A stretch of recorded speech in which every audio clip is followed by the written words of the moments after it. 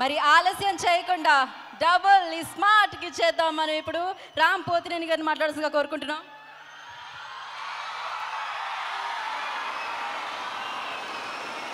విశాఖపట్నం అది ఎప్పుడు వచ్చినా sound తగ్గకూడదు.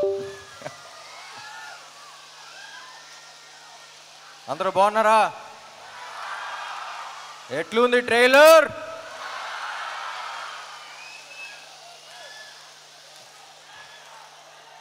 Yes, thank you thank you thank you thank you thank you thank you thank you. ఎప్పుడు మాట్లాడే ముందు బ్లాంక్గానే ఉంటాను యాజ్ యూజువల్, బట్ ఓకే మా థ్యాంక్ యూ. అసలే బ్లాంక్గా ఉన్నా. Thank you thank you thank you.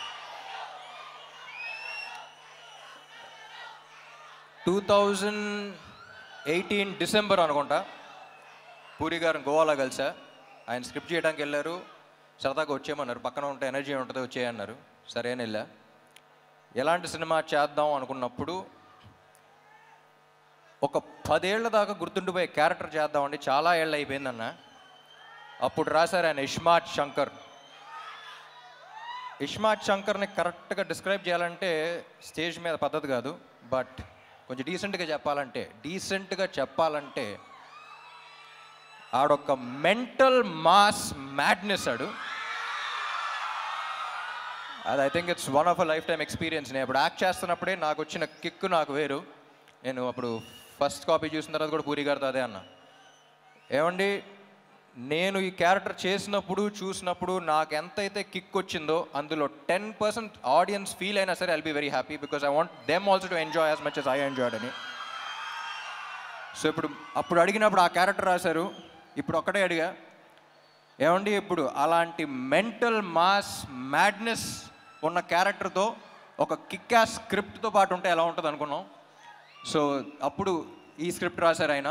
And నాకు తెలిసి ఇప్పుడు దాకా చేసిన సినిమాలు అన్నిట్లో చాలా టైం తీసుకుని చేశారు ఆయన. అండ్ చాలా కష్టపడ్డారు.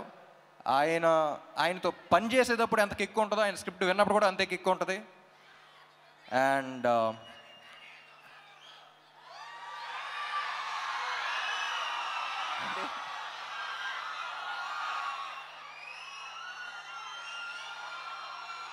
డైలాగా లాస్ట్లో చెప్తా. పూరి గారి గురించి చెప్పాలంటే అసలు కమర్షియల్ సినిమా అంటే మనకు గుర్తొచ్చేది పూరి గారే. అండ్ కమర్షియల్ సినిమా అంటే it's not an easy thing అండి. నాకు ఎప్పుడు చెప్పాలనిపిస్తుంది. నేను సినిమా గ్యాప్స్ ఉన్నప్పుడు అబ్రాడ్ వెళ్తూ ఉంటాను. నాకు కుకింగ్ అంటే చాలా ఇష్టం. నాకు తెలిసిన వాళ్ళు, నాకు బాగా క్లోజ్గా ఉన్న వాళ్ళకి చాలామంది తెలుసు. సో అప్పుడు ఇటలీ అలాంటి ప్లేస్కి వెళ్ళినప్పుడు వాళ్ళు జనరల్ ఇండియన్ ఫుడ్ అంత ఇష్టపడరు. You can't taste the ingredients, you can't అంటే ఒక్కొక్క ఇంగ్రీడియంట్ టేస్ట్ చేయాలి, it's two spicy, too much masala అంటారు. వాళ్ళ దగ్గర అవునవును ఓకే ఓకే అనుకుంటూ ఉంటాం. కానీ ఇండియా వచ్చి హైదరాబాద్లో దిగి డబుల్ మసాలా బిర్యానీ ఆర్డర్ చేస్తాం. మళ్ళీ దాంట్లో ఉండే కిక్ మనకే తెలుస్తుంది. మన బ్లడ్లో ఉందంట commercial cinema. But it's not easy. ఒక కమర్షియల్ డైరెక్టర్ కమర్షియల్ సినిమా తీయడం అంటే ఇట్స్ నాట్ ఈజీ. దానికి ఉన్న సక్సెస్ రేట్ చాలా తక్కువ. కానీ ఒక్కసారి కమర్షియల్ సినిమా హిట్ అయితే దాంట్లో వచ్చే కిక్ ఇంకా దేంట్లోనూ రాదు. చూసారా, ఇది కమర్షియల్ సినిమాలో థియేటర్లో చేసుకునేది ఒక సెలబ్రేషన్. అది ఇస్మార్ట్ శంకర్ అప్పుడు చూసా. సో మళ్ళీ ఆ కిక్కు, ఆ రచ్చ మళ్ళీ ఉంటుందని ఎక్స్పెక్ట్ చేస్తున్నాయి సినిమాకి. సో అందరం చాలా ఇష్టపడి చేసాం ఆ cinema. And thank you. Ali గారు యాక్చువల్లీ సినిమాలో, పూరి గారి సినిమాలో ఆలీ గారి ట్రాక్స్కి ఒక స్పెషల్ ఇంపార్టెన్స్ ఉంటుంది. మెయిన్ దానికి సంబంధం ఉండదు. సో అన్ఫార్చునేట్లీ మీతో షూట్ చేయలేకపోయాను, చూడలా. బట్ లొకేషన్లో అందరూ చాలా ఎంజాయ్ చేశారని చెప్పారు. I wish I was there on sets with you. And Kavya ఏం చెప్పకముందే థ్యాంక్ యూ ఉంటుంది, అంత మంచి అమ్మాయి.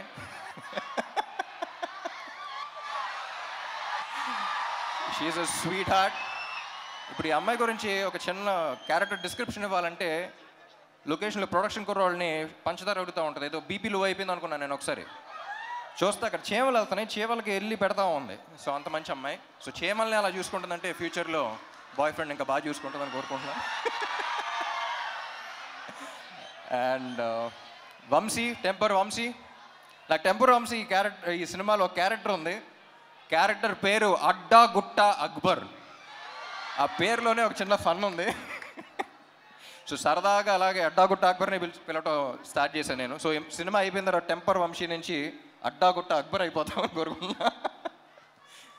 And Vishu is one of the very few people. Generally మనం చాలా తక్కువ పని చేసి చాలా ఎక్కువ బిల్డప్లు ఇచ్చేవాళ్ళని చూస్తాం, కానీ ఎగ్జాక్ట్ ఆపోజిట్ మనోడు. అండ్ ఎంత స్ట్రెస్ ఉన్నా బయటకు చూపిడు. And I don't think double smart would been possible without you. And చార్మీకి రైట్ హ్యాండ్లు అంటాడు. సో పాప మనోడు ఇద్దరు కలిసి అసలు యుద్ధాలే చేశారు. And thank you so much Vishu. And thank you Charmi. And Vizag songs ఎలా ఉన్నాయి?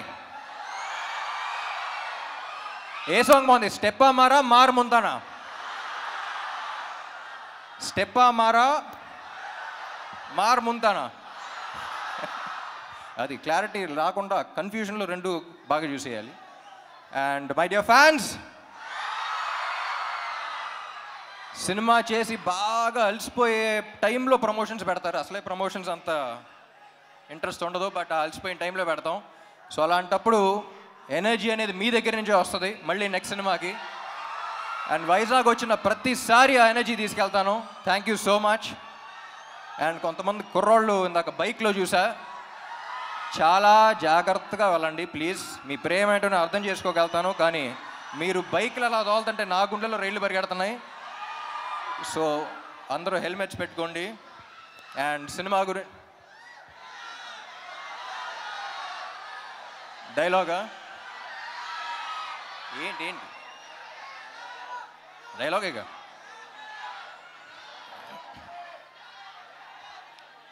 డైలాగులు యాక్చువల్లీ సినిమాలు ఎక్కువ ఉంటాయి, కానీ ప్రస్తుతానికి ఆగస్ట్ 15న కలుద్దాం.